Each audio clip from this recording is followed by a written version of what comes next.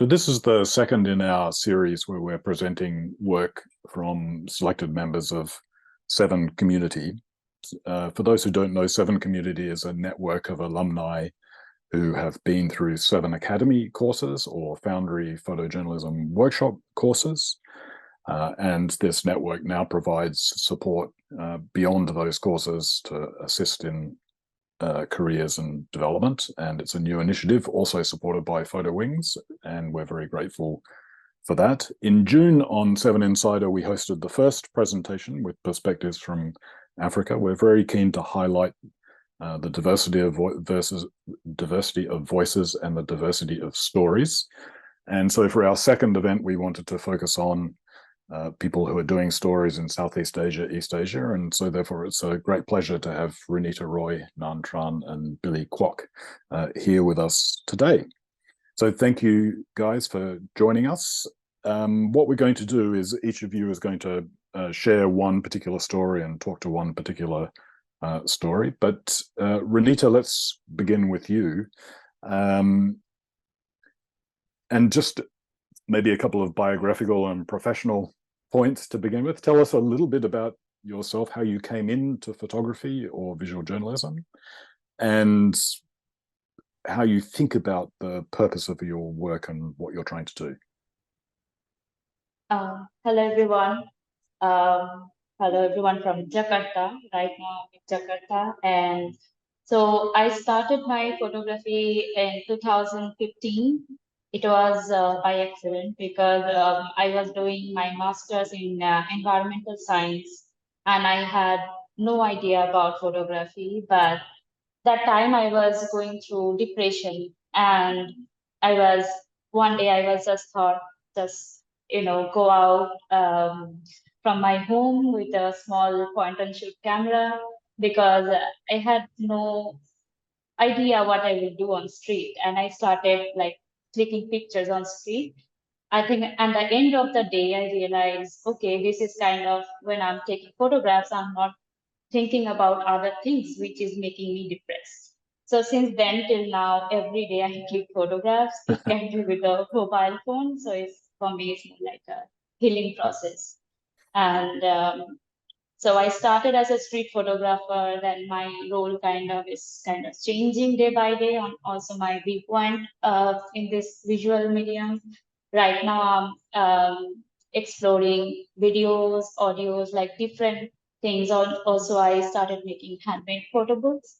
So yeah, I like to just create new things, like I'm not only doing photography. So, and with this work is more like, this work is first, it was an assignment. Two of my friends, they asked me if I want to be a fixer for a story. And I went to Odisha, it's a coastal region in India in 2019. Back then I had not much information about the story. I went there and I was just, taking them to the places where cyclone happened, and they let me to take photographs also. And while I was also like helping them with the languages, I also hearing their stories. And from that, I started realizing how big is the problem is. And it was almost after 3-4 months of the cycle. And since I could see things were like that only. Nothing really recovered. Many people lost their homes. And when I came back, I was like in a trauma, like, okay, we are like in a safe place. But also in my childhood, I saw many floods was happening in my hometown, but we were not that much affected. But in 2020, during the when the Amphan cyclone happened, it's really like it was huge in our area in my hometown, and then as a like I also faced the cyclone disaster also with my family. Like then I think it was became more personal. Then I take this project in a more serious way, and I started documenting since then, like more closely. And I mean, you have as you said, a background in environmental science. Is this story kind of your background coming into connection with photography because of the focus on the environment and on the climate crisis? Yeah, when I was studying environmental science, I never thought that it will help me to document this kind of topic, but I think it's very important because when I talk to scientists or people who are working in this field, some things, like really help me to understand better in a way. But I think at the end, the human stories matter. What I am listening from the local people. Yeah.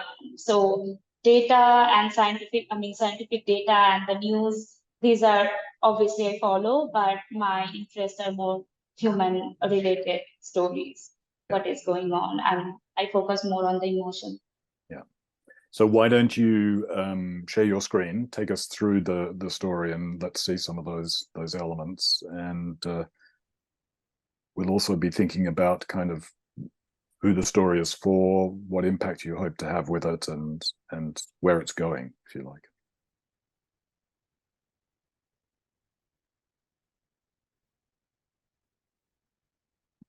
Can you see my screen? Yes, that's good. So I just so like I said, I grew up in a small town in Andhra, and Yep. there was almost no photographer when I grew up, but then I moved into like big cities, and I also did like hostel environmental training program in Jakarta in 2020 during the COVID. So it also helped me to cover this kind of issues. So the project called Standing on the Edge.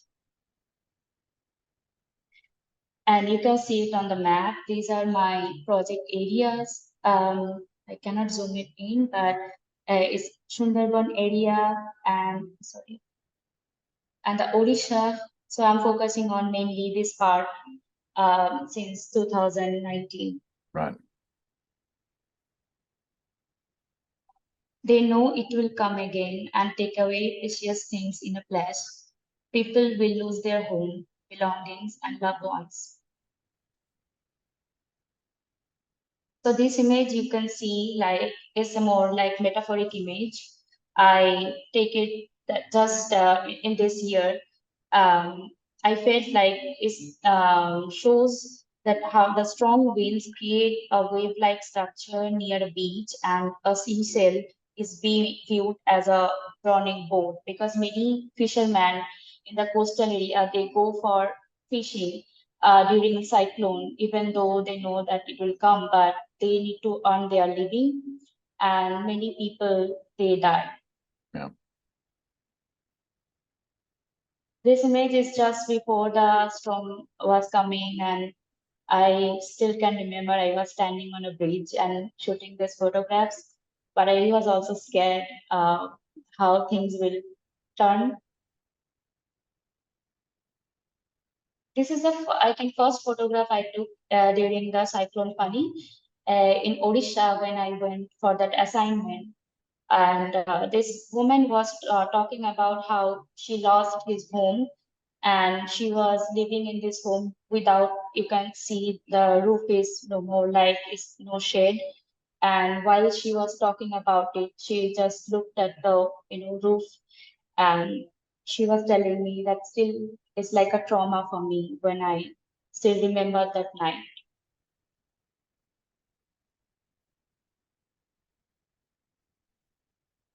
This man is in my hometown. It's during the cyclone Amphan. Just after the cyclone Amphan, when I went out and I saw like big trees, what I saw from like childhood is like a really, really big trees. It was all fallen in the ground.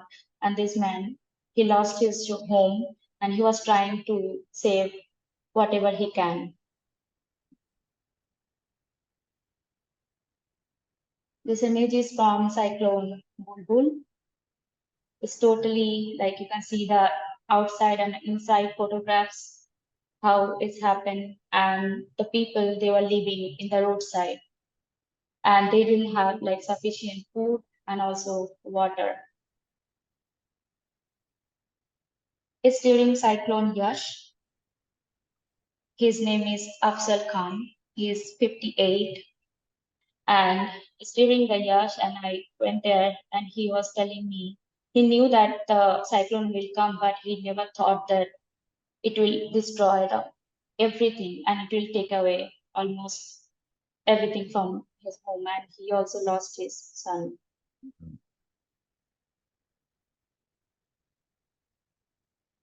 During the cyclone, many trees fall into the ponds, and because of it, the fishes and the other animals in the pond die. As plants and animals die and sink to the bottom of the pond, they start decompose. This kind of water has a lack of oxygen and has become like non-drinkable and polluted.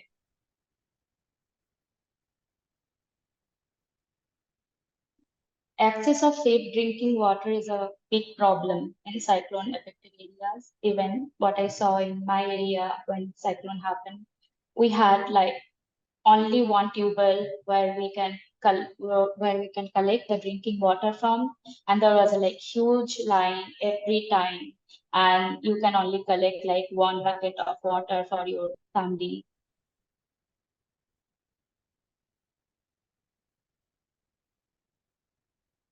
According to official estimates, almost 4 lakh farmers of the South Chobis Pargona district have been affected by the cyclone, with a majority suffering a complete loss of the seasonal crop.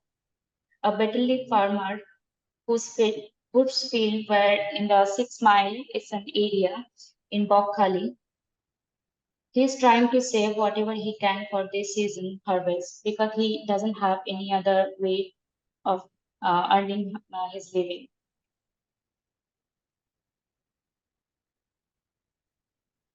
A fisherman is trying to collect fish from the waterlogged farmland for a living after Cyclone Amphan. As the whole area is in Sundarban is waterlogged and there is running out of food.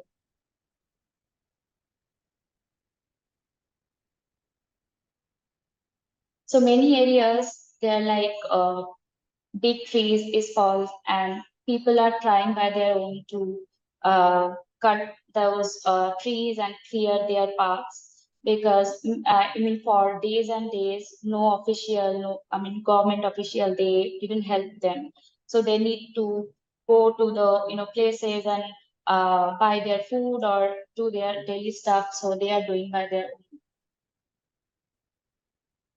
And because of that when many people are dehydrated because they don't have like safe drinking water, and this woman it's like an island, so they need to arrange a boat and they were taking her to the hospital.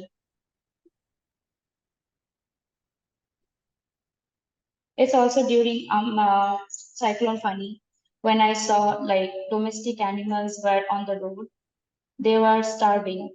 People abandoned them just because they didn't have enough food after the Fani cyclone.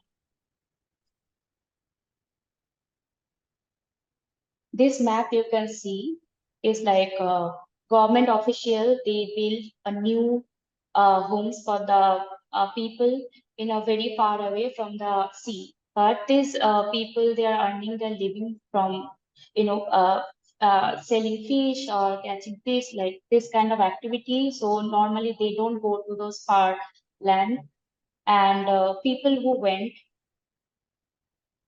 they are suffering from other things because there is no safe drinking water.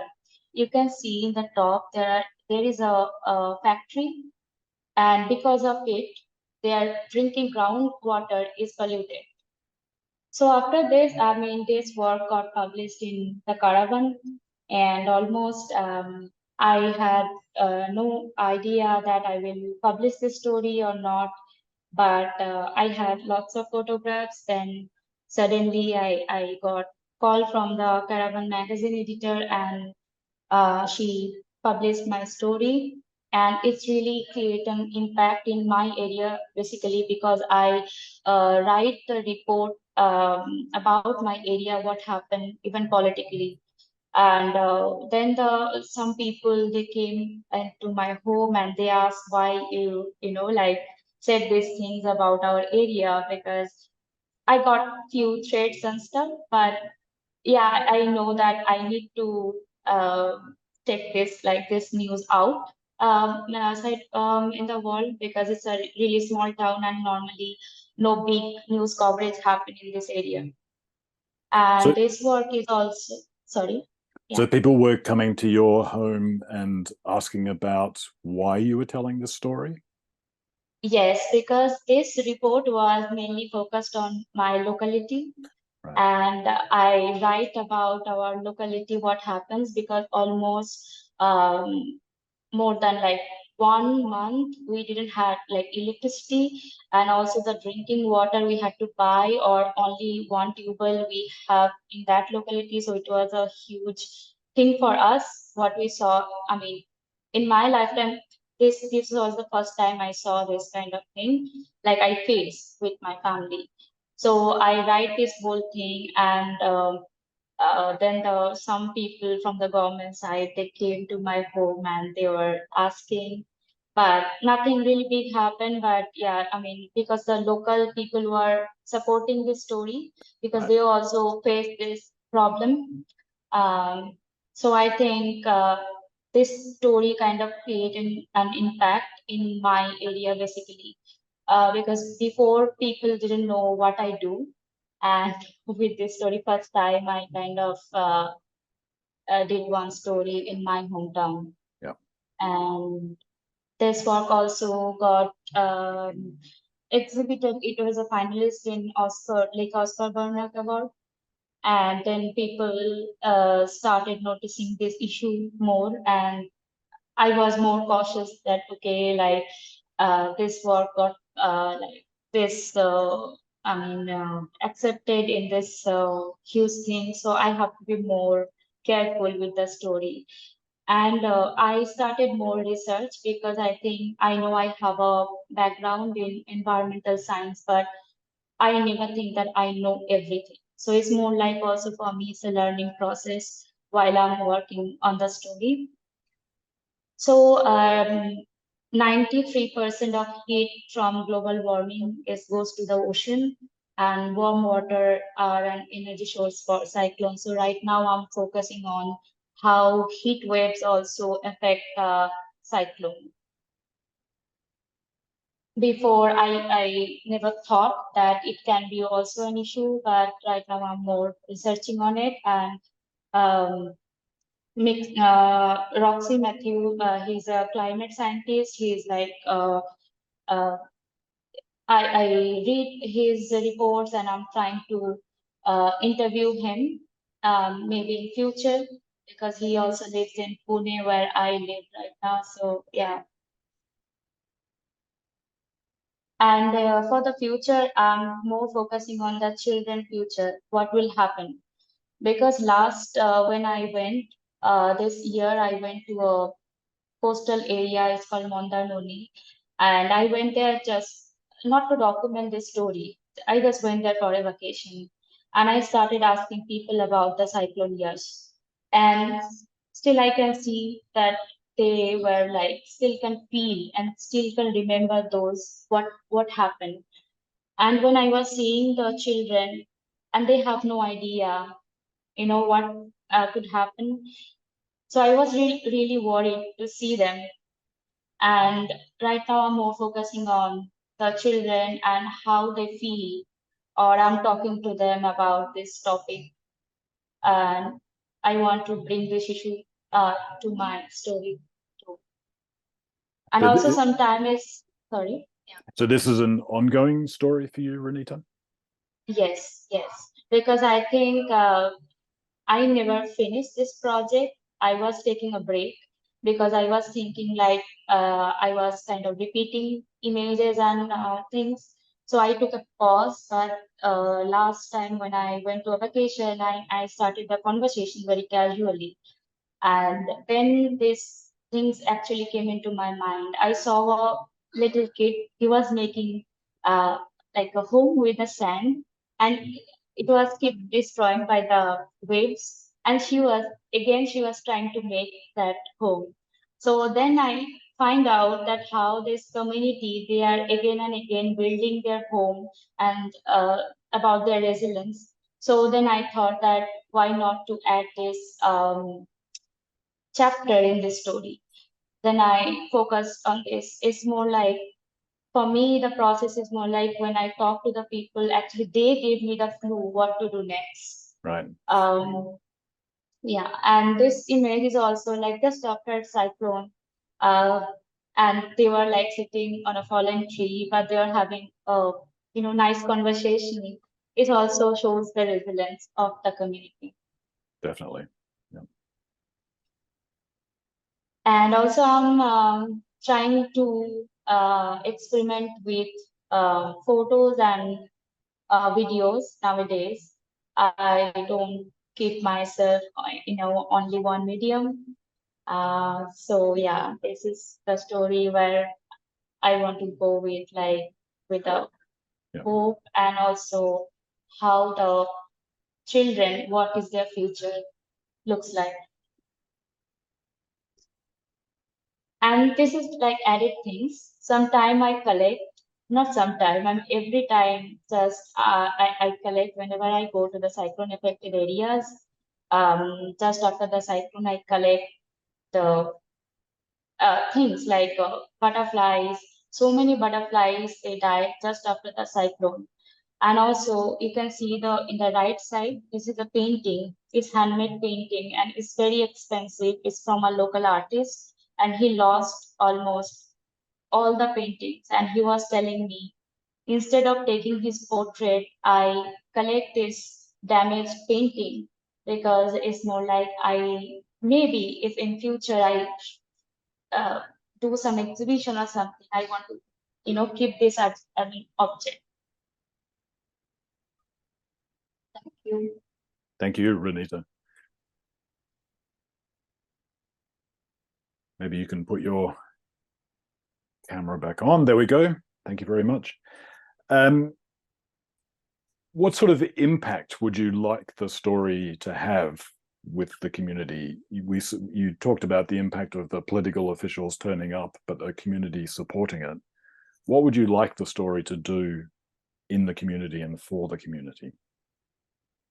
So I believe that with this story, I don't think there will be a really, really big change because it's a really big area, and also I cannot control the government how they are thinking. Of course. But it's more like whenever people will see this, I am planning to do some exhibition locally where people also can understand more about it.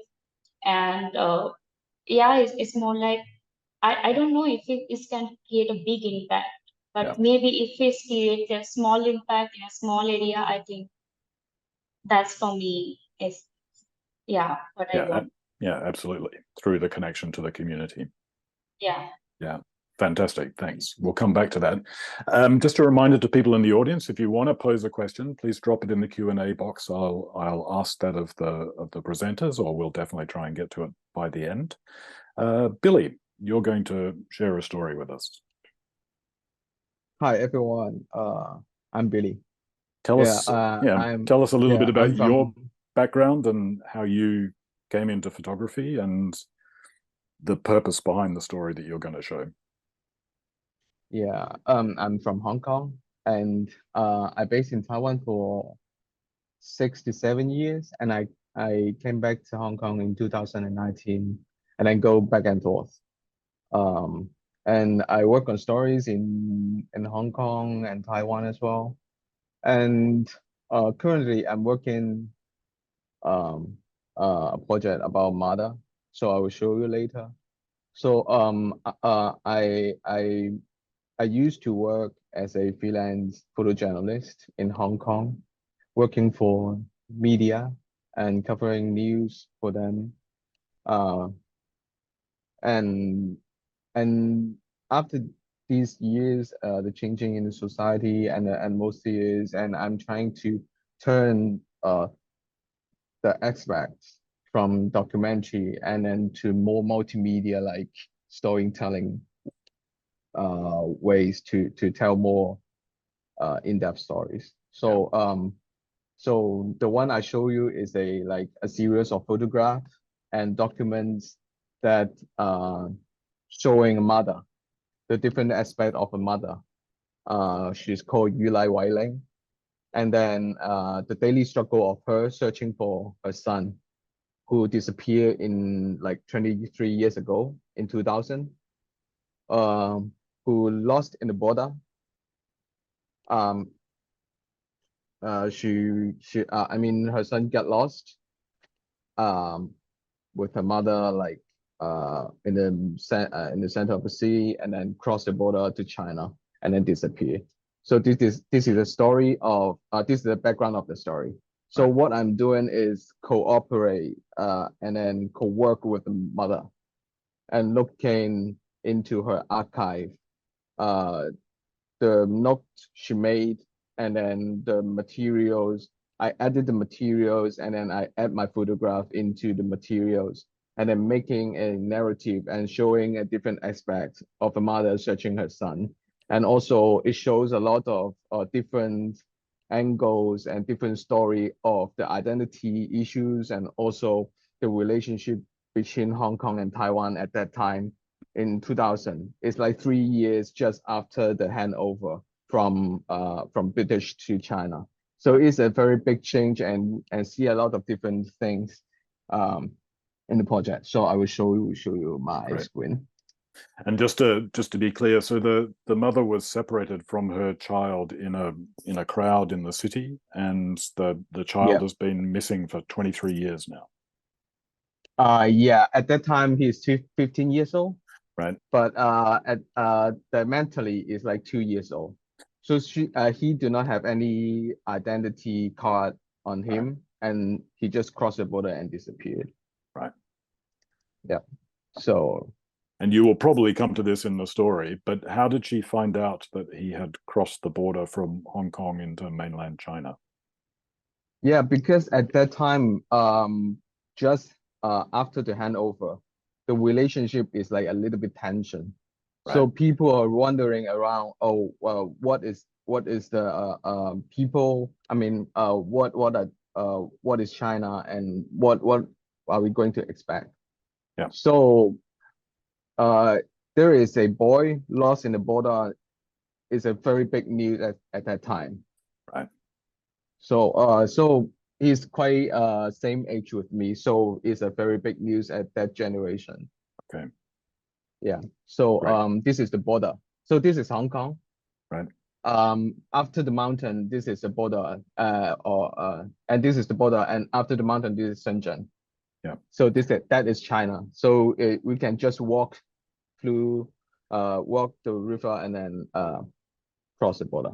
Yeah. Billy, do you want to put So your images full screen? Yeah, I'm already full screen. Okay. We can see the thumbnails of about 12. Oh, how about this? Oh, sorry.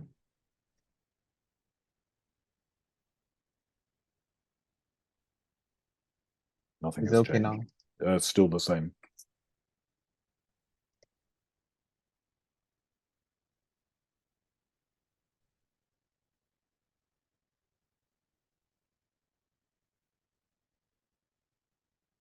Is it possible to be able to focus on one image full screen at a time?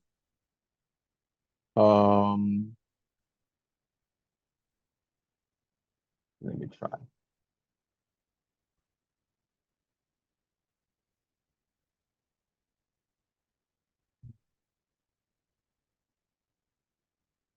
That is.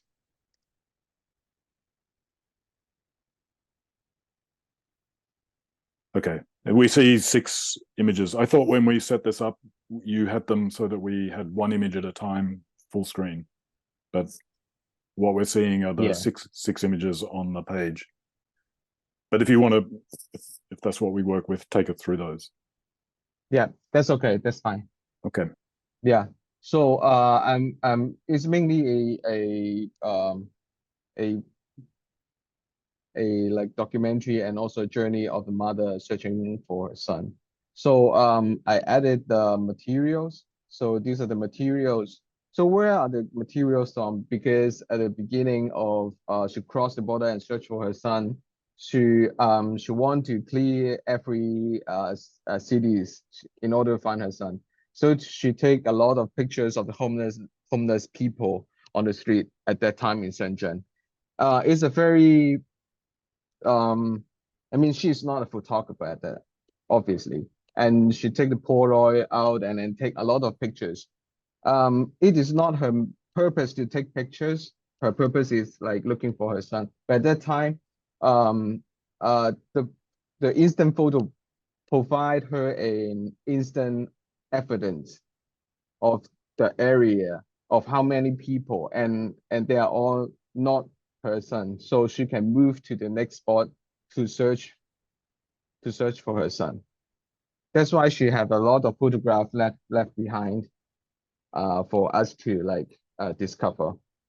And you know, in China's policy, this is like all people are like invisible population. They are not counted in a like general population. So we cannot see them like in the official data.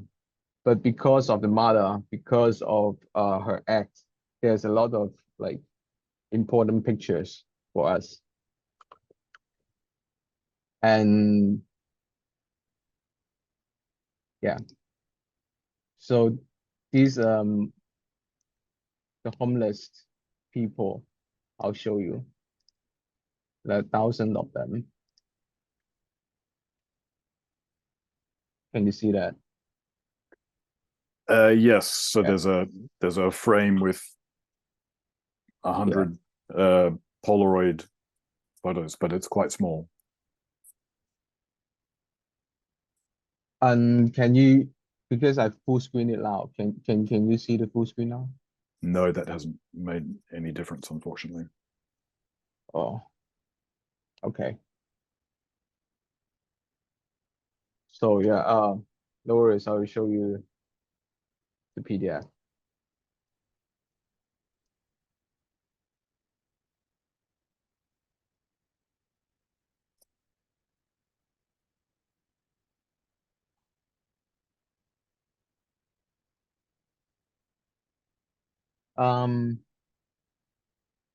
So we have a lot of Polaroid of the homeless, but at the same time, there's a lot of people sending their letters to the mother saying that, oh, this is your son. So do you want to buy them or do you want to like have the son and then asking for more money? So this showing the different uh, aspect of the mainland China people and also the Hong Kong people, how they see each other. So it's also it's like last 20 years until now. So there are people in mainland China writing to the mother saying that they know where the son is. Yeah, or they have the son, or they are, I see your son. So do you mind if you want to like send us some money? Or do you want this son? I can sell you this son or something like that. So there are a lot of letters left behind that as a archive. Right. Yeah. So this is the exhibition field because I make it as a exhibition currently. So this is part of the map, and this is the map that the mother used to search for her son just cross the border. This is one of the city. So on the map, I pinned the Polaroid that all homelessness that she found, and then I pinned it on the map. And on the right hand side, there's a few letters that there are a few photos that are a little bit different. Can you see that? Yes. I'm enlarging the photos. They're a little bit different. So these are the photos that sent from China and showing that, oh, this is your son. Do you want this son? Something like that. So I put it together at that I'm according to the time because her mother filing very well, have the time and have the location. So it's like a geolocation by searching for her son. So I Right. redo the step and then I pin it with different layers on the map with the Polaroid and the letters and other archival materials. So it's also put it into different years and different cities. It's like a very big map from the south of China to the north of China. Right. Yeah. So just to be clear, because this is a fascinating image, this is showing in the location where they come from, the photos that have been sent to the mother by people claiming to have seen the sun, and they claim these photos show the sun in this location. Yeah. So yeah, there are a lot of people in a large area who are making this yeah, claim. yeah. There are also homelessness, but at the same time, one more thing is that I looking to the letters that claim to be their son, right? So Right. I discovered something. Is that there's a like same pictures at that time they write the letters. So I search it according to the return letters. So I found that there is a sender from the same location, but they have different uh the same pictures, or they are the same pictures from different locations. So I create a map. It's showing a like invisible map of the human trafficking networking or something like that. Right. Yeah. And are the authorities in Hong Kong or mainland China interested in these It stories, or are they not paying attention to this issue at all? in the very beginning, like 2000, there's many news happened, and it's like a big news, like every newspaper writing about it. And then, but there's a quite interesting value. I mean, different value of mainland China people. They think that okay, it's not a very big deal that losing a son. But at the same time, the Hong Kong people think that oh, this is a very important thing because there's someone crossed the border and disappeared. So there's like two, at that time, it's a just beginning of two systems going together. Right. So there's a lot of different values like coming across and then like something like that. So Yeah. this is the exhibition view. I project the map that she used on the wall, Yeah. and then I pin it on the map. And at the same time, I go back to the location that these pictures, the three pictures that claim they're their son. In Yeah. the letters, they have they have many handwritten letters in the same letters. So they have locations, they have the time, where to wait and where we can meet, and then at what locations. They have a beautiful story. So I go back to the locations and then I take the landscape of that. Right. 23 years later. Yeah. Right. So And your this, other images are kind of connecting to the portraits in that sense. right, right. But at the same time, it's also discovered the other problem that like when the city is going to develop, where are these people going? Because we can't find them now. The very well developed cities with no homelessness people when I walk around is a totally different from 20 years ago. Right. Yeah. And on the right hand side, this is in her mother's home. Yeah. So this is the other statue, like hoping for her son to come back, and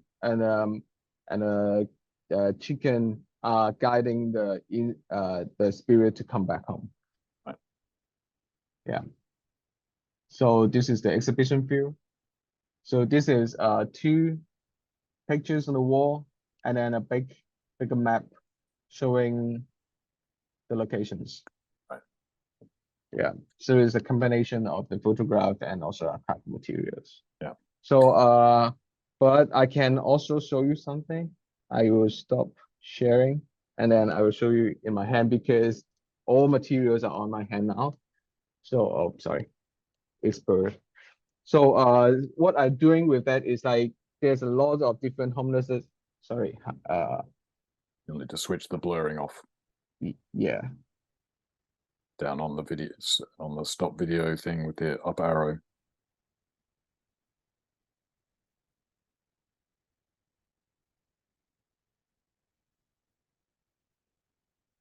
Yeah. So these are all the homeless people. So what I'm doing is like make it in the edit and then put it in the locations and then the map as well. Right. So combined with photograph. Yeah.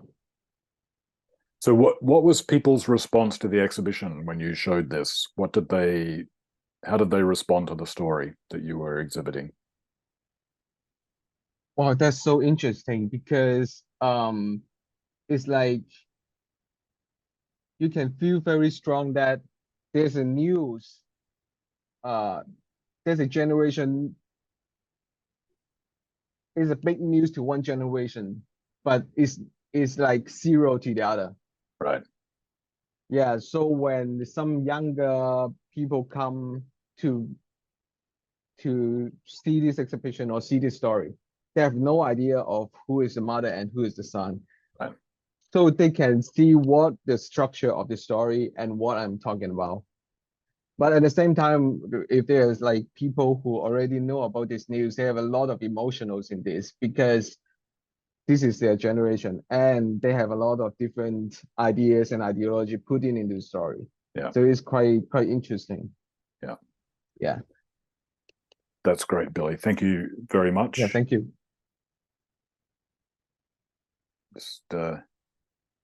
Billy, just one question for you before we go to Nhàn. The exhibition was in Hong Kong. Yeah. Where was it exhibited in Hong Kong? Was it with a photo gallery or another place? It's a art space. It's called Parasite. Right. And is still on exhibition now until the end of this month.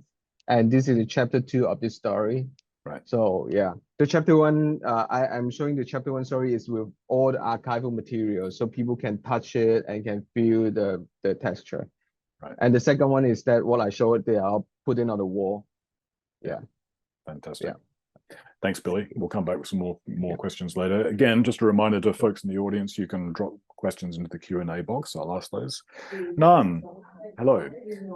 Tell us a little bit about your background before you share your story and how you got into photography and how you see the purpose of your work. Hello, everybody. Thank you for having me. My name is Nhàn. I'm a Vietnamese photographer based between Hanoi and Ho Chi Minh City. In 2013, I actually studied in finance and banking in Ho Chi Minh City. But that wasn't the first time I held a camera and photograph a student charity programs that allow me to feel the flexibility that photography can bring to me to narrate the story. And afterwards, I focus on producing several photo stories and help me to connecting to the people who are different identities and who also had different characters and personality than mine, so that I got attracted by photography. And between the 2018 till present, I've been further involved in the documentary photography by working on a long-term photographic that I will share with you all later. And in recent years, my work focused on minority groups, exploring the theme of human conditions. And I want to my work to strive to draw attention to the social issues and to advocate for equitable and sustainable development in my country. So I gonna to share my screen right now. Sounds good. So this is a story called Between the Silent Eyes. Yeah. And tell us a little bit about the subject of the story. Between the Silent Eyes is an ongoing photographic documentation exploring the social cultural issue of the young Hmong women in Vietnam. The Hmong migrated from the southern China to Southeast Asian countries There was a persecution in the 19th century. And according to the latest census, there are over 1 million Hmong people residing in the mountainous and north of Vietnam, out of 11 Hmong people across the way. And Hà Giang province is the first migrated place where the traditional and cultural living method almost remain in existence. The Hmong couple frequently circumvent the law and move together before they reach a legal age of marriage at 18 for women and 20 for men, often due to the benefit food security and strengthen the bloodline behind the whole system. The patrilineal culture often views the women's roles as shouldering the bulk of domestic labor and childcare with little to no say in the family decisions. I first approached to the young Hmong generations in late 2019 while planning a traditional Hmong wedding, but actually didn't start to photograph at the time. But I come to pay attention to a young Hmong girl. She was very young. She was perhaps 16 years old at the time, and she was a bride, and she has already a children. And I was surprised that why she build a family at a young age. Why not equipping knowledge about the familial life and duty after approaching the marriage with a curious gaze. And then when I look back at my 16 years old, I was a person who was full of dream and hopes and also curiosity about the world outside. And I was actually still continue my education at that time. So that's why I started to photograph the Hmong community to understand their circumstances and also their own decisions. The first chapter of this project, I want to take a closer look at the quick transition between the childhood and adulthood, the lacking of fully growth time as an adult, photograph the resilience and precarity as they deal with the challenges of raising a family at a young age and the youthful nature and family duty. This she was 19 at the time to take a picture, looking her baby sleeping before hanging out with her friends. She stressed that she didn't have any chances to go outside her living environment since the marriage, because in the traditional Hmong culture, as a Hmong girl becomes a wife, she isn't allowed to talk with another Hmong man who haven't yet married or left the village alone, because it would be viewed as having an affair with another man. This is the shadow of Sing in her friend's house in Hà Giang province. Before she married officially at 18, she and her husband living together for over a year and gave birth at 17. In Vietnam, according to the UNICEF, from 2020 to 2021, 7.4% of adolescent women and 1.4% of teenage men were married or living together as husband and wife. Among the women and men aged 20-24 survey, 14.6% of women who got into early marriage before the age of 18, compared with 1.9% of the men who got married before the age of 18, many of them prevalent to minority groups. This is also Xing, as she is wearing the red shoes, and her some 8 friends who is standing, preparing for hanging out. Her friend married a Chinese man and now settled down in China. In the Hmong villages, many Hmong girls and women are approached by their strangers through the internet and treated by illusory promises about the future life, and they were sold and kidnapped and sold to China as a false wife or labor slavery, and some of them have never returned home.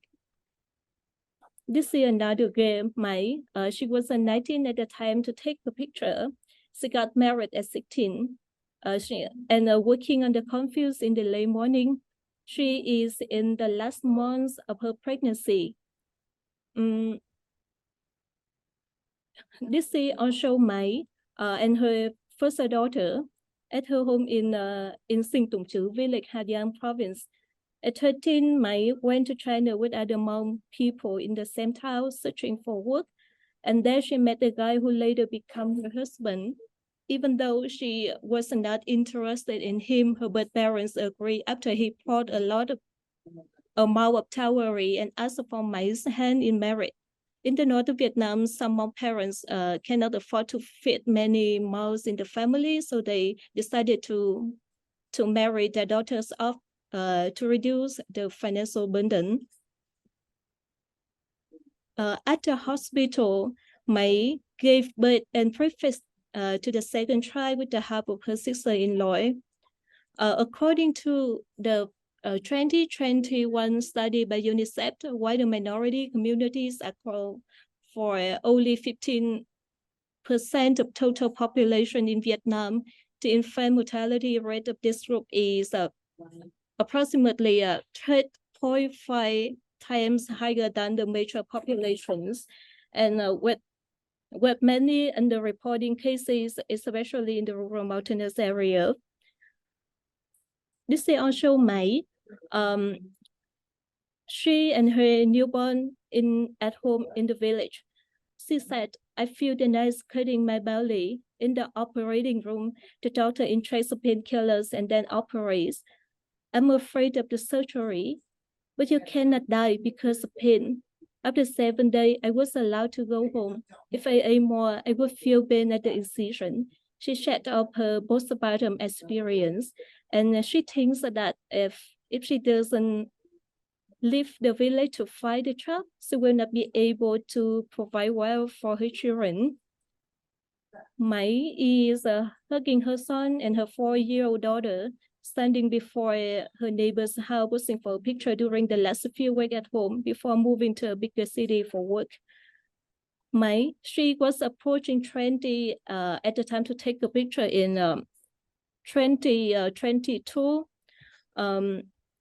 She tried to practice writing Vietnamese while her 2 children were sleeping, and she said, "I'm afraid of being scolded for being illiterate." So she kept practicing writing her name, her address, and her parents' name in case the people in the city ask for her signature or information.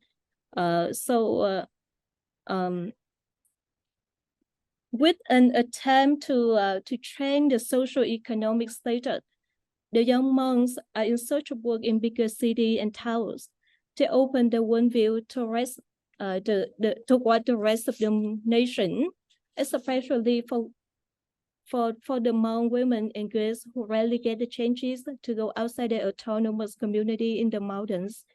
And the difference of the Hmong culture in the major population is also revealed by their decision to leave the mountains. The young Hmong women who have a traditional responsibility that's significant to their belief, what between the fragile line of balancing their culture and modern desire. With the second chapter, I really want to further explore how the young Hmong generations balance their cultural practice to adapt to the Vietnamese integration, show what the new chapter in the city look like, and how an attempt to change the socio-economic status impacts other generations living under one roof that are viewed to contribute to the future Hmong development. On February 18, 2022, Mai and her husband, who is wearing the white mark on the bottom right corner, with other Hmong people catch a bus and take nearly 3 days to travel down to Bình Dương City, nearly 1,700 kilometers from their home. Mai, wearing the white mark in the right corner, and other Hmong mothers in the first night in Bình Dương City. Bình Dương is one of the largest cities in the south of Vietnam. Recent years, with the government's open policy toward the foreign investment, the city has become the dream destination for employees and 85% of them are from other provinces and cities, including minority groups, and the minority workers can be paid up to 10 million Vietnam dong, approximately $450 a month, and that was considered a good salary for a minority worker.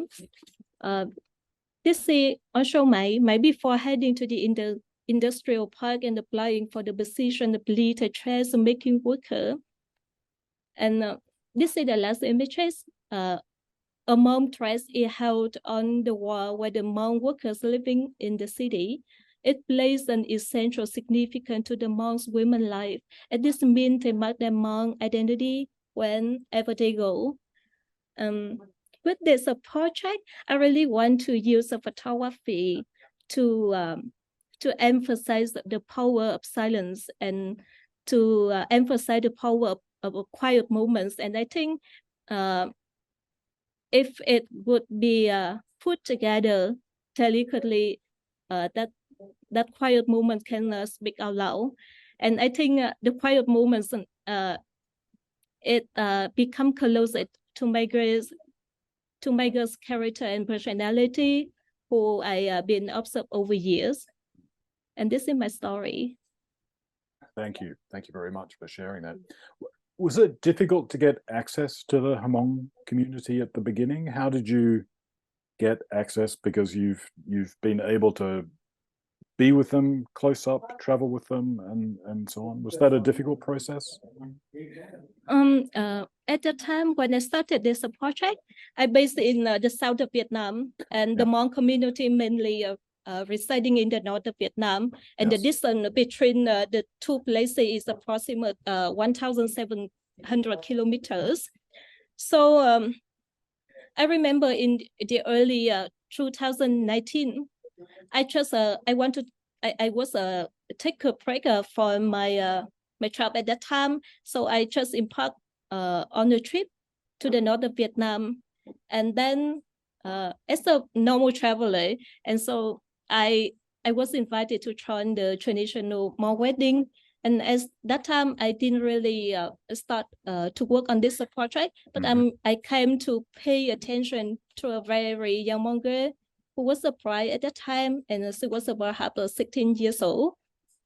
And I just wonder why she got early married at such a young age. And because when I look back at my 16 years old, I was a person who are really curious about the world outside, and I'm a person who's full of dream and hopes, and I am keen on to pursue on my education to approach more opportunity for my jobs and to improve my life later. So I just curious, and I start to photographing this project to understand their circumstances and their own decisions. Yeah. And are you exhibiting this project? How are you communicating the project to either the Hmong community or in Vietnam itself? Actually, when I started this project, I didn't actually think about the output for this project. Yeah, I just follow my instinct. And then when I submitted the project for the Objective Center for Photography in 2020, and when I received the acceptance, I was announced to several Hmong girls who becomes my close friends at the time, and I tried to get back to the region and bring some small print images that I want to show in the exhibition for them. Yeah. And that's the way I communicate with the Hmong community about the output of this project. Yeah. And what would you like the output to be now? If you had total control, what would you want to do with the project? Yeah. Would you like to make a big exhibition? Would you like to have it in the media? What would be the place you would like the project to live and communicate to people?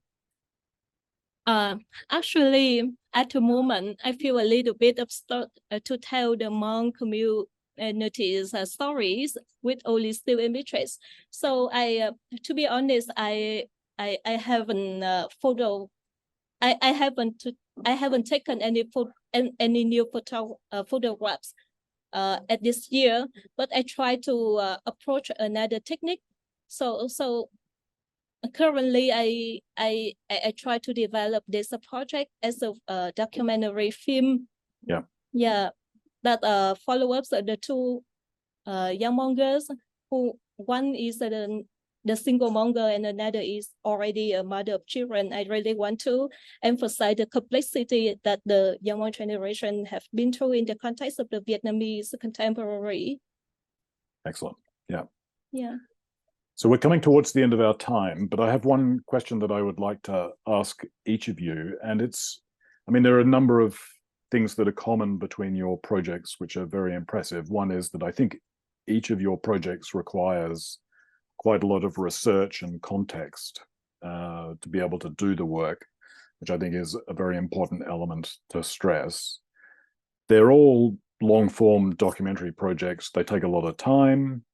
You have to invest a lot of your time in it, a lot of effort and so on. And we all know that long-form documentary projects are very hard to sustain financially, to make a living out of. So how are you all managing to pay the bills, buy the food, while doing and focusing on the work? Ranita, why don't you start? Tell us a bit about how you manage to sustain your work. So the thing is that I'm the only earning member for my family, so it's a huge pressure for me. But I think I'm getting assignments which are also related to climate change topic, which also help me to learn more about new things, new technology. I mean, this year I got another project from Microsoft. It was about the heat wave and how you can literally calculate the heat wave. You can literally see it on the app.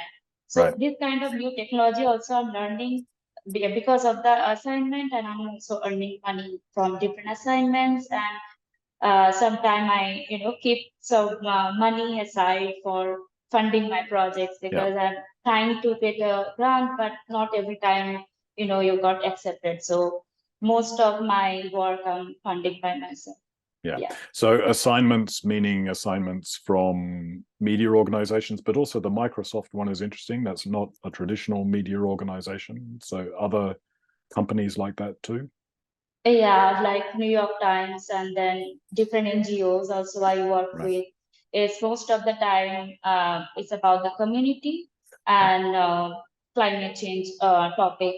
And mainly with this project also I'm trying to include different aspects to this project. So I'm also trying to include the scientific data, and also I created um, like flood mapping with my friend. So I'm collaborating with my friend to create a image. I would like to share yes. Yeah. So this kind of image, my friend Russell Sarkar, he actually made this kind of images for my story. So you can see it here. Yeah. So he's using SAR data to make this kind of image, because normally cyclones happen during the rainy season. So with the SAR data, you can literally penetrate the cloud and you can have the clear image. So yeah, this is how I'm trying to collaborate with different people and trying to do my work. Excellent. As well as to feed my family. Yeah. Yes. Excellent. Billy, how do you sustain your long-term documentary projects? Are you able to work in other aspects of photography, or do you have other ways of sustaining it? Well, I try to do more things that outside of photography to sustain my life. Yeah, but it's a little bit difficult. Yeah. It's a little bit difficult. Yeah, so I quite like photography and trying to work for assignments for the media agency, Yeah.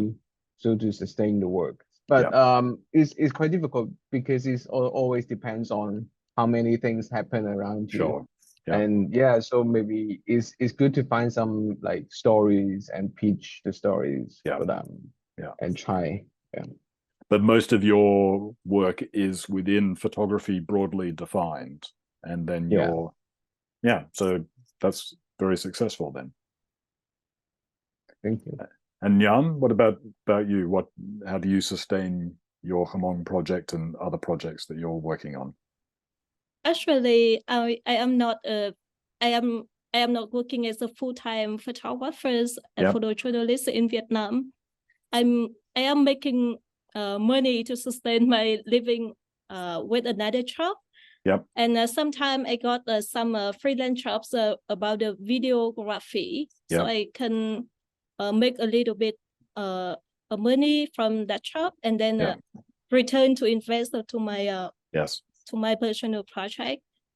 Which is one of the most common things in the profession. That's what everyone is doing and has done for a very long time. It's very hard to sustain documentary projects directly. Everyone does other work, invests some of that money into their own projects and so on. And, you know, that takes a lot of commitment, and you've shown us a lot of commitment today coming out in those projects. So that brings us to the end of our time, and I just want to thank you for your time, for talking us through those projects. They're very exciting and very important projects, all of them in their own ways, and we really appreciate hearing about them. So thank you very much for joining us today, and we'll have a recording of this on our website before too long that you can share with other people as well. Thank you. Thank you. Okay. Thank you. And thank you Thank to you so everyone in much. the audience for attending, and we'll look forward to seeing you again. Thanks. Bye. Thanks. Bye.